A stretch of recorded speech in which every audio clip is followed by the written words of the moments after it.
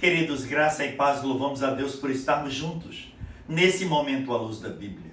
Receba o meu abraço no nome de Jesus a todos os irmãos da IBAMB, liderança, corpo diaconal, cada servo do Senhor, e o nosso abraço todo especial aos irmãos de todas as denominações. Que Deus os abençoe no nome do Senhor.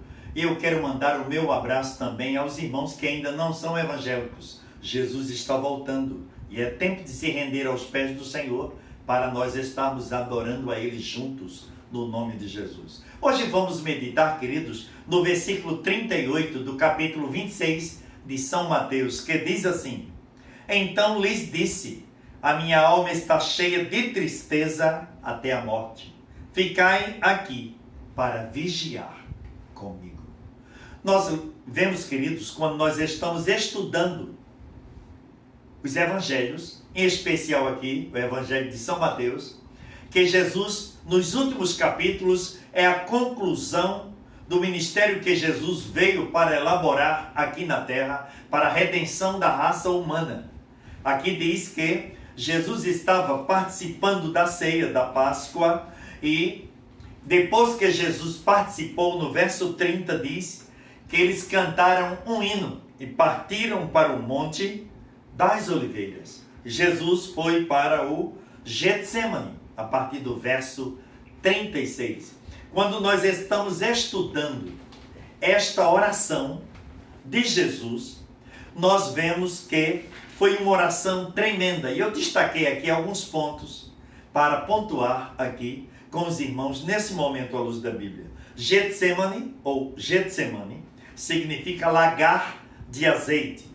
Localizava-se no Monte das Oliveiras, e esta oração foi uma oração que Jesus travou a maior batalha espiritual, porque ele estava pedindo graça ao Pai para que pudesse concretizar na íntegra a redenção da raça humana, explicitada no profeta Isaías, capítulo 53, versos 4, 5 e 6, e na carta aos Hebreus, no capítulo 9, verso 22. Em primeiro lugar, queridos, foi uma oração proferida em plena solidão. Jesus estava só. E quando nós estamos lendo o profeta Isaías, no capítulo 63, verso 3, diz assim: Eu sozinho pisei no lagar. Jesus estava só. E neste momento tão cruel assim, de solidão, Jesus estava com aquele peso, sentindo que ele iria passar posteriormente na cruz. Jesus chama a representação do colégio apostólico. Quem? Pedro, Tiago e João. Jesus os convidou não para um simples acompanhamento, porque os discípulos conheciam, e Jesus conhecia muito bem o Getsemane, mas Jesus os convidou para que eles estivessem vigiando, adorando ao Senhor, buscando ao Senhor, clamando ao Senhor, para que o Senhor estivesse dando graça ao Filho de Deus para o que ele iria enfrentar lá na cruz do Calvário, a oposição das trevas, de uma forma extraordinária. E o texto diz, que nós acabamos de ler, Isaías capítulo 63, que ele sozinho pisou no lagar. Os discípulos estavam enfadados, com sono, cansados. E Jesus ora a primeira vez. Quando chega, volta, eles estão dormindo. Jesus diz: olha, o espírito na verdade está forte, mas a carne é fraca. Vigiai e orai. E Jesus recomenda aos discípulos, apesar desta oração ter sido uma oração de solidão. E na Bíblia temos vários exemplos de intercessões, de orações que foram feitas na maior solidão e em momentos de tristeza. Capítulo 32 do Gênesis, nós vemos Jacó intercedendo a Deus naquele momento que ele estava sozinho no deserto. Não é verdade? Ele está lutando com o anjo também no Vale de Jaboque, e nós vemos ali, naquela luta, Jacó sozinho naquela noite. Passou tudo, toda a sua família, mas ele transpôs aquele vale de Jaboque para buscar ao Senhor. No capítulo 18 do primeiro livro dos Reis, nós vemos o profeta Elias tendo aquele confronto no Monte Carmelo com os 850 profetas, e ali os profetas eram chegados a um movimento, mas existia um só servo de Deus, que era o servo do Senhor, que tinha optado pelo quebrantamento. E não existe oração se não houver quebrantamento para o Senhor ouvir e responder, porque Ele é fiel. Isaías capítulo 59, os irmãos conhecem o texto, diz: eis que a mão do Senhor não está encolhida, e os meus ouvidos não estão agravados, para que não possa ouvir. Jesus estava em plena solidão. O segundo lugar foi uma oração proferida com humildade. Glória a Deus por isso. Lucas declara que Jesus se ajoelhou. O outro evangelho diz que ele prostrou-se em terra. E onde? Como nós podemos nos achegar a Deus? Deus recebe a intercessão do servo dele de qualquer modalidade, em pé, andando, dirigindo, sentado, ajoelhado, deitado, não é verdade? Mas é o mais importante é que neste momento de oração nós estejamos orando com humildade. Primeira carta do apóstolo Pedro, capítulo 5, verso 6, está escrito: humilhai-vos, portanto, debaixo da poderosa mão de Deus, porque Ele, em tempo oportuno, Ele é quem vos exalta. Glória a Deus por isso. Abacuque, capítulo 2, depois daquela entrevista, podemos dizer assim, que Deus teve com Abacuque, no capítulo 2, ele toma uma decisão tremenda, com toda humildade. Ele diz: estarei na minha torre de vigia, colocar-me-ei sobre a fortaleza, vigiarei para ouvir o falar de Deus, e eu terei resposta à minha queixa.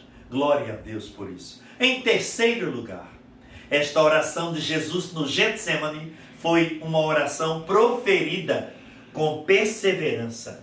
Glória a Deus. Jesus estava ali porque ele sabia que o seu Pai estava ouvindo de uma forma extraordinária. Por isso que ele diz: Pai, se possível for, passa de mim este cálice. Contudo, se não for possível, que se cumpra a tua vontade.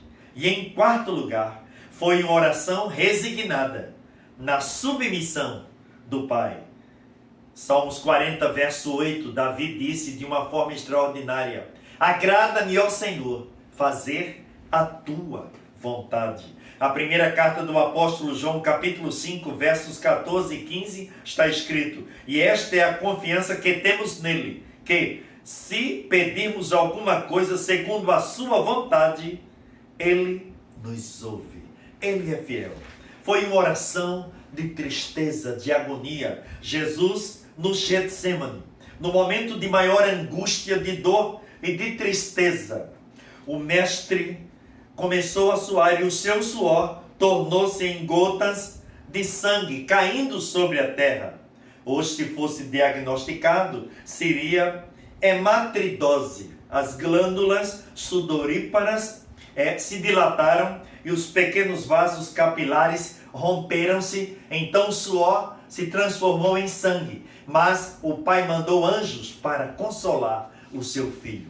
Por isso que ele disse: Pai, que se cumpra a tua vontade. Glória a Deus por isso. Oração, queridos.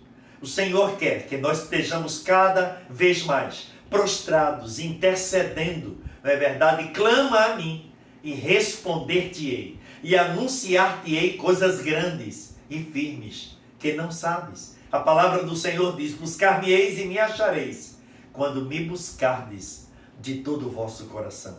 Invoca-me no dia da angústia, eu te livrarei e tu me glorificarás. Que nós possamos aprender a estar cada vez mais nos pés do Senhor.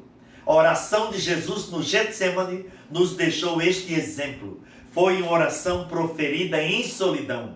Foi uma oração proferida com humildade.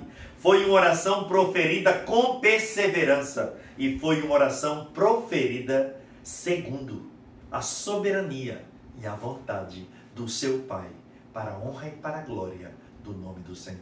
Creia nesta palavra, levante a cabeça, continue buscando ao Senhor. Você pode dizer: pastor, já faz tanto tempo que eu estou orando e não estou vendo nada. Você pensa que não está vendo, mas Deus está intervindo e está trabalhando ao seu favor, porque Ele é poderoso. Creia nisso, levante a cabeça, glória a Deus, olhe para cima, não olhe para lado nenhum e nem para trás, mas olhe para cima, para o autor e consumador da fé.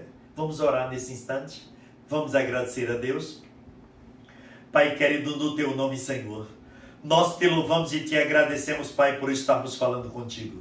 Pai querido, nós te louvamos, Senhor, porque tu deixaste o exemplo naquela noite, Senhor, tão grande de tristeza, naquela noite tão intensa, tão longa. Oh Senhor, tu chegaste ali no Getsemane e tu estiveste orando, Senhor, dando o exemplo para os discípulos e para a tua igreja, que é no momento mais difícil que nós temos que clamar a ti, crendo, embasado na tua palavra, que tu estás ouvindo no poder do teu sangue. Pai querido, eu te apresento a tua igreja, eu te apresento cada um dos teus filhos na terra, eu te apresento os nossos familiares, eu te apresento esta nação, eu te apresento o presidente da república. Pai querido, no teu nome tu estás passando um vento, Senhor, e eu tenho certeza, e os teus filhos também têm esta certeza, de que este vento vai passar, porque tu és o Senhor que dá uma ordem para que o vento chegue e passe, porque tu és poderoso. No teu nome, Senhor, nós te louvamos para sempre. Amém.